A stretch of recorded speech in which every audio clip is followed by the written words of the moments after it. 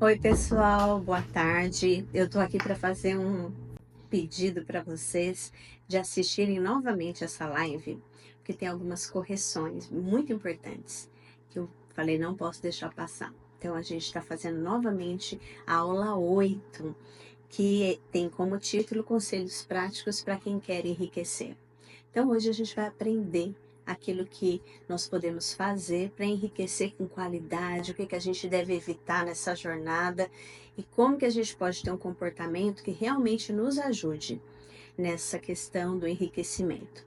Para começar, nós vamos pedir a ajuda daquele que tudo pode e que tem o poder também de transformar nossa vida e de nos dar condições de enriquecer. Vamos orar? Pai, obrigada por essa tarde, obrigada pelo privilégio de gravar essa live e de aqui, junto com as pessoas que estiverem comigo, aprender um pouquinho mais sobre aquilo que a tua palavra diz, sobre o processo de progredir, de prosperar, de enriquecer. Nós queremos enriquecer com qualidade, com um propósito, e para isso eu peço que o Senhor nos ajude a mudar a nossa mente, a nossa forma de viver e todos os dias avaliarmos as nossas ações para onde estamos indo. Em nome de Jesus, amém. Bom, vamos lá. Eu queria começar contando uma história de uma pessoa chamada William Colgate. Colgate, lembra do sorriso? Pasta de dente? Pois ele nasceu em 1783 e ainda quando era jovem começou a trabalhar com sabão, aprendendo o negócio com seu pai. A história dele como fundador de uma empresa de produtos, de higiene bucal, Colgate, é marcada por sua forte fé e prática de dizimar, de ofertar. Ele começou dizimando da sua renda, mesmo antes da sua empresa se tornar bem-sucedida. Lembra aquele versículo que a gente sempre está falando? Foste fiel no pouco, sobre o muito te colocarei? Pois ele fazia isso. E depois ele aumentou as porcentagens das doações que ele fazia para a obra de Deus em vários lugares, chegando a 50% dos seus ganhos. E ele era um cristão batista, praticante do dízimo, dedicando uma parte da sua renda à igreja e também a causas beneficentes. À medida que a empresa de sabão de William Colgate prosperava, ele continuou a dizimar e eventualmente aumentou a porcentagem de suas doações. Não se sabe exatamente quanto ele doou ao longo da sua vida, mas há relatos de que ele doava 50% dos seus ganhos. O dízimo era uma prática religiosa que William Colgate seguia fielmente, conforme apontam algumas fontes. Ele acreditava que essa prática o ajudava a prosperar e abençoava tanto ele quanto a sua empresa. A parte dele era ser fiel e a parte de Deus era multiplicar, como está lá em Malaquias 3:10, né? Eu sei que algumas pessoas não são a favor do dízimo, mas é importante dizer que ele está na Bíblia. E é claro, você tem que estar numa igreja que você tenha confiança de que aquele dinheiro que está entrando vai ser usado de uma forma correta para ajudar nas necessidades, né? Mas é importante que a gente possa ofertar, dizimar, ajudar as pessoas. Outro testemunho que eu queria dar, que é uma história de uma amiga minha chamada, não vou falar o nome dela, não, deixa eu preservá-la, né? Mas ela começou a dizer todos os dias assim: eu agradeço por um carro quitado. Eu agradeço por um carro quitado. E ela começou isso provavelmente de 3 a 4 meses antes de chegar o milagre dela. Ela falava isso de manhã, de tarde, de noite, para que ela confiasse naquilo que ela estava falando. E na época ela estava sem carro. Na festa de final de ano da família, todo mundo se reuniu e tinha lá uma pessoa nova na família. E essa pessoa disse: olha, eu vi um carro esses dias e eu pensei muito em vocês. Então, ele pediu para que o marido dela fosse com ele ver o carro. A princípio, o marido falou: não, a gente está apertado. Mas ela, sabendo o que ela estava dizendo, né, eu agradeço por um carro quitado, incentivou o marido a ir. O marido foi, ele voltou com o carro e com o seguinte acordo, que aos poucos ele ia pagando aquele moço, que na hora lá do negócio já quitou o carro, então eles teriam que pagar a esse rapaz. Mas ela continua agradecendo. Eu agradeço por um carro quitado, eu agradeço por um carro quitado. Dias depois, esse homem disse: olha, eu sinto que eu não posso receber nada de vocês, fiquem com o carro. Ou seja, aquilo que ela disse, aquilo que ela profetizou, aquilo que ela trouxe à existência aconteceu. Eu agradeço por um carro quitado e ela ganhou um carro. Claro que Deus, ele tem a forma de agir com cada um de nós. É importante que a gente consulte o Senhor, mas é possível crer que tudo aquilo que a gente verbaliza com fé e que não é uma coisa para extravagância, mas uma necessidade ou para usar para as coisas de Deus, Deus vai fazer por nós. Eu queria deixar essas duas mensagens aqui. E agora, eu queria que a gente voltasse para o livro de Provérbios. Nós vimos Provérbios 22, 29, falando que a gente precisa ser perito, especialista naquilo que a gente faz. Mas tem outros textos de Provérbios, né? Que é um livro escrito pelo homem mais rico do mundo, mais sábio, que foi Salomão. E ele deixa ali vários conselhos para a gente. São 31 capítulos, a gente pode ler um capítulo por dia e tirar lições. Entre elas, está lá em Provérbios 10, 22. A bênção do Senhor traz riqueza e esta não acrescenta dores. Então, quando a gente cresce, quando a gente enriquece com a bênção de Deus, não vai ser fruto de dores, de dificuldade, de pisar em cima dos outros, de sacrifícios de sangue, nada disso. A riqueza, quando ela vem da parte de Deus, é Ele que nos abençoa, é Ele que traz a riqueza e não com dores. Então, é importante a gente pensar nesses textos bíblicos que a gente está vendo hoje. Ainda quando você enriquecer e chegar onde você deseja, lembre-se que a riqueza é um meio e não o fim em si mesma. Não ame a riqueza. Queira enriquecer para você ter condições de fazer mais pelas pessoas que você ama e também pelas causas de Deus. Provérbios 11, 28 diz assim: quem confia nas suas riquezas cairá, mas os justos florescerão como a rama verde. Talvez alguns queiram a riqueza a qualquer preço, né? Mas saiba, Provérbios 13, 11. A riqueza de procedência vã vai diminuir, mas quem a junta com trabalho vai aumentar. Então é importante a gente pensar como é que eu quero chegar naquilo que eu sonho para mim, né? Com uma riqueza de procedência vã, fazendo negócios escusos, aceitando subornos, vendendo, né, como dizem alguns, até a própria alma. Não. Nós queremos enriquecer com a mão de Deus sobre nós, sabendo que diz aqui que quem confia nas suas próprias riquezas vai cair, mas o justo, aquele que confia em Deus, vai florescer como a rama verde. Ainda em Provérbios 22, diz assim: mais vale o bom nome do que muitas riquezas, e o ser estimado é melhor do que a prata e o ouro. O que falam de você? Como é que você pretende enriquecer? Sendo honesto, buscando o favor de Deus ou passando em cima dos outros e negociando os seus valores?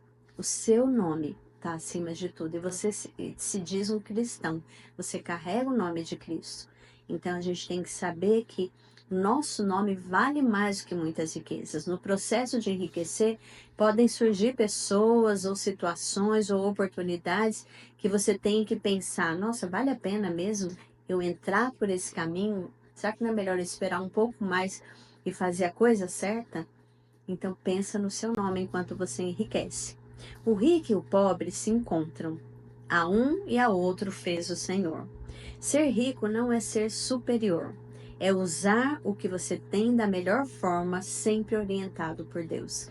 Você não é superior ao pobre, então não oprima, que é o próximo versículo, que diz que o rico às vezes está oprimindo o pobre. O prudente vê o mal e esconde-se, mas os simples passam adiante e sofrem a pena, né?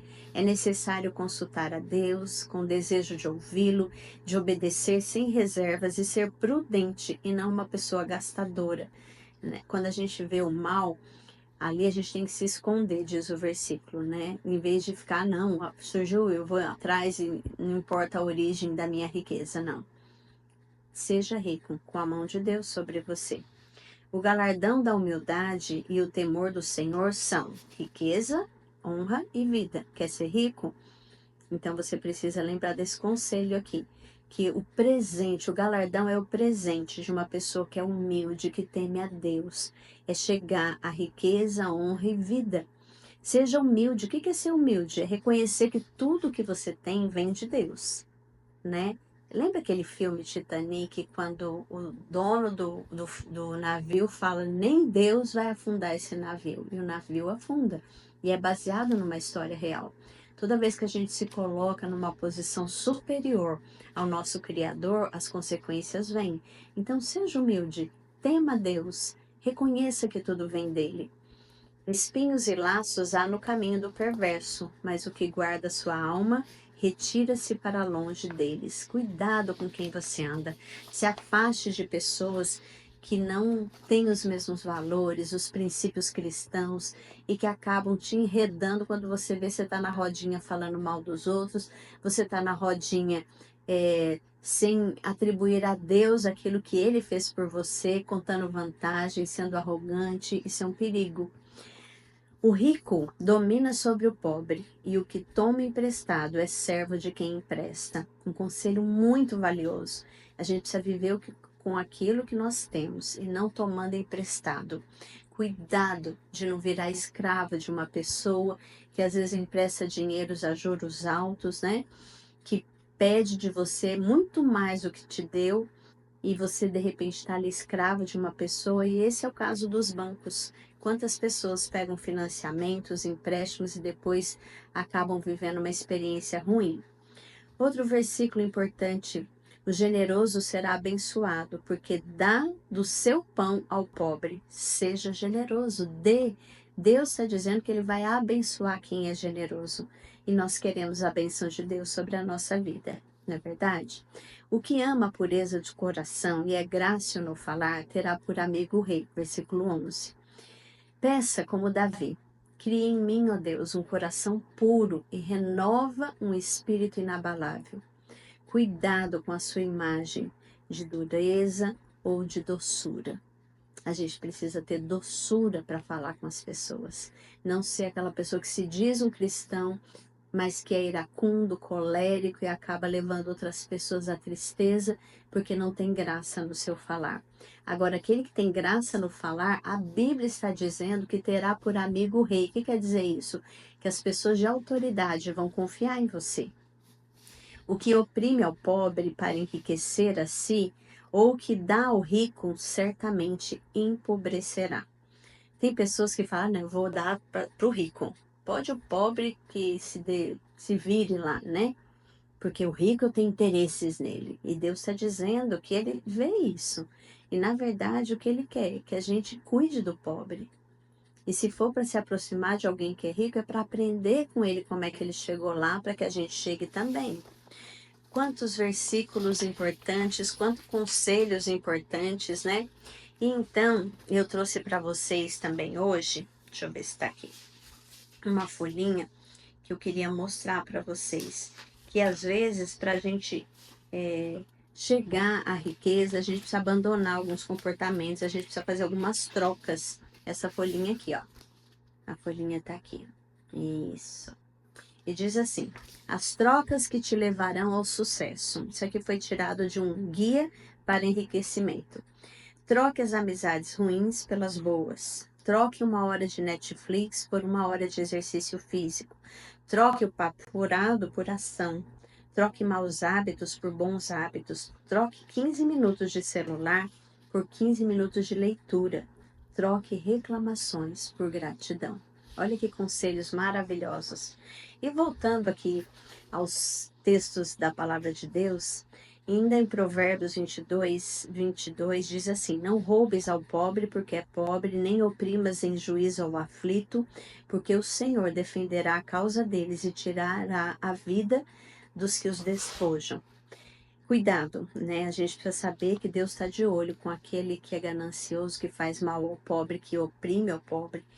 O que a Bíblia diz em vários textos da Bíblia é que o cristão deve cuidar do pobre, do órfão, da viúva e do necessitado também.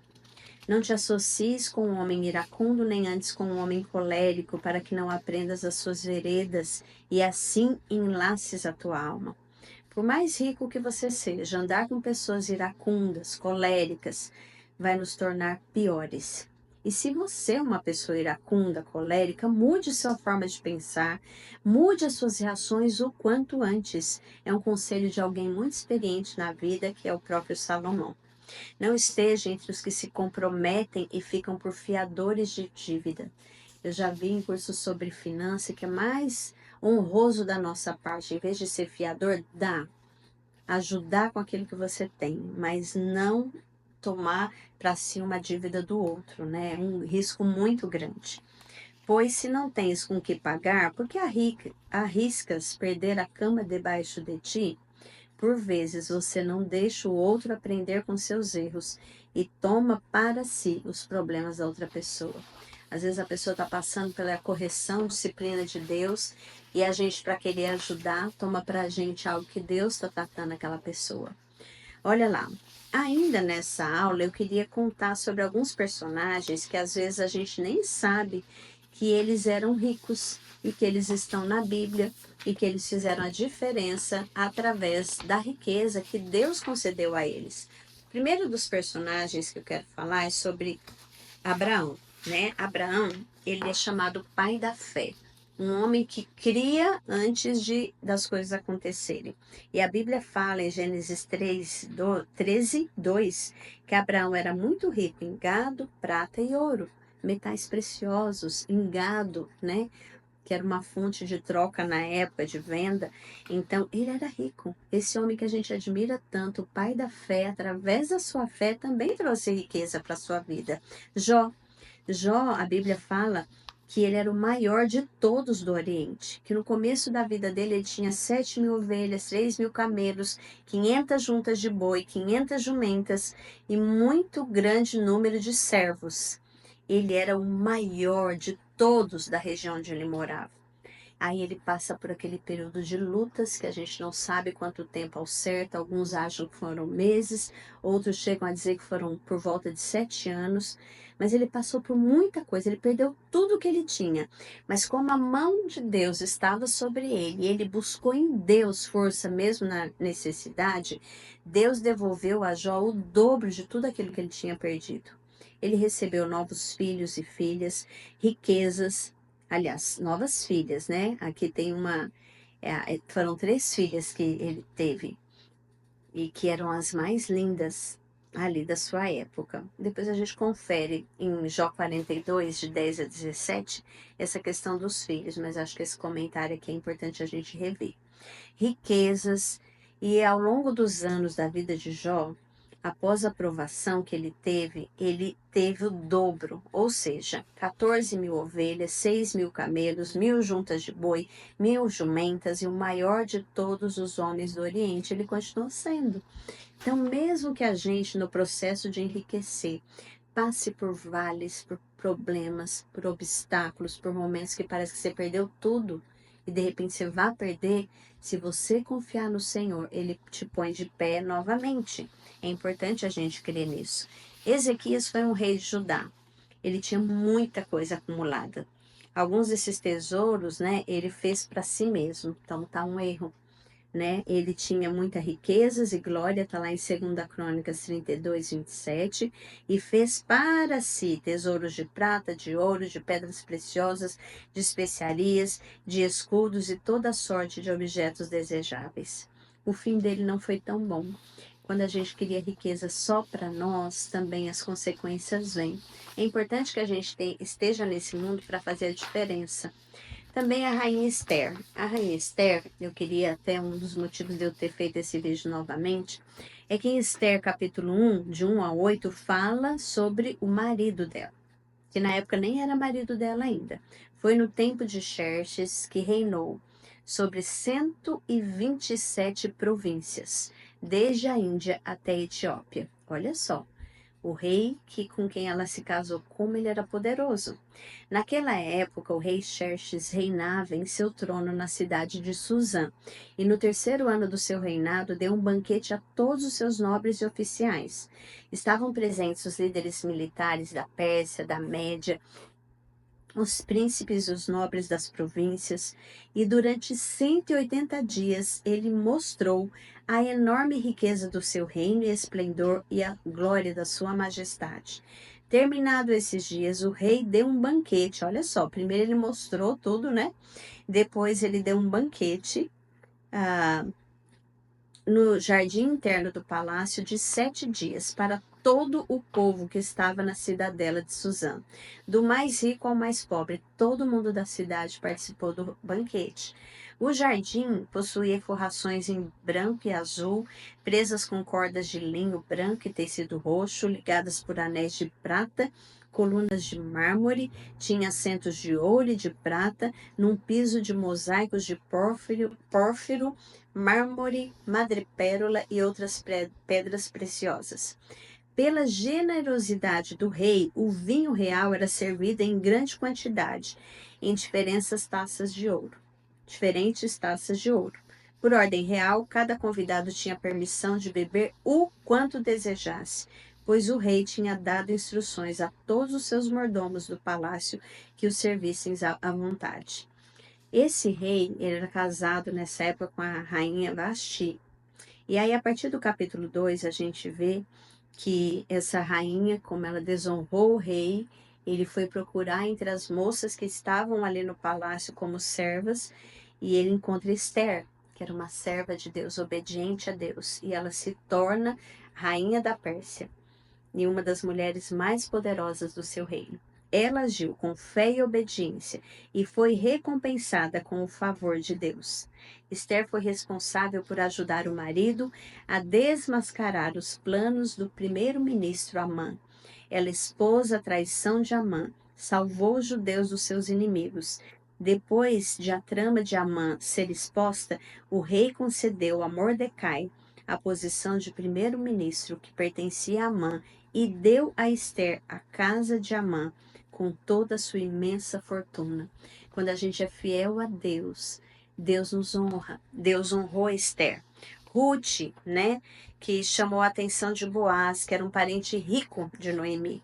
E ele ficou impressionado com a dedicação e tratou a Ruth com bondade. Ele se apaixonou por ela e com ela se casou. Então, olhando para esses personagens, né, a gente vê o quanto que Deus pode mudar a vida de alguém. No caso de Ruth, ela se tornou parte da linhagem de Davi e, consequentemente, da linhagem de Jesus. Em Ruth 2, versículo 1, diz que Noemi tinha um parente por parte do marido, era um homem rico e influente, pertencia ao clã de Elimeleque e chamava-se Boaz. Então, ela incentivou a sua nora, né, que tinha perdido o seu filho, que ele morreu e ela ficou viúva, a se casar com um homem rico e influente. Até nisso ela pensou. E esse homem foi responsável de resgatar Ruth e a sua sogra também. Zaqueu, que já está agora no Novo Testamento, né? A gente falando um pouquinho de alguns personagens, eu vou parar daqui a pouquinho, mas vou parar em Zaqueu. Zaqueu era um coletor de impostos, que é descrito como um homem rico que se converteu a Jesus. Em Lucas 19, 2 diz assim: E eis que havia ali um homem chamado Zaqueu, que era o chefe dos publicanos, e era rico. Zaqueu, a Bíblia diz que enquanto ele era rico, ele usava a riqueza de uma forma errada. Ele usava a riqueza para oprimir o povo judeu. Mas depois da sua conversão, ele fala: Eu quero devolver, e se preciso for, até 7 vezes mais aquilo que eu roubei, né?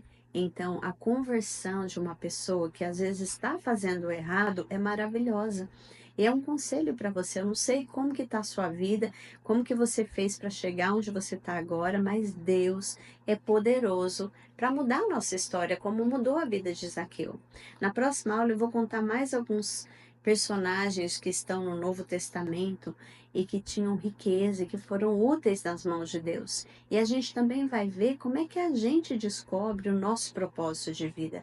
Quem sou eu com as riquezas? O que é que Deus tem para mim? Nós vamos estudar os temperamentos e você vai conseguir se identificar com algum deles de uma forma predominante na sua vida e você vai ver quais são suas áreas fracas, quais são suas áreas fortes, que tipo de pessoa tem que estar do seu lado para você conseguir enriquecer. E que Deus te abençoe, me abençoe e que a gente possa cumprir na nossa vida o propósito que Ele tem. Fiquem com Deus e até a próxima.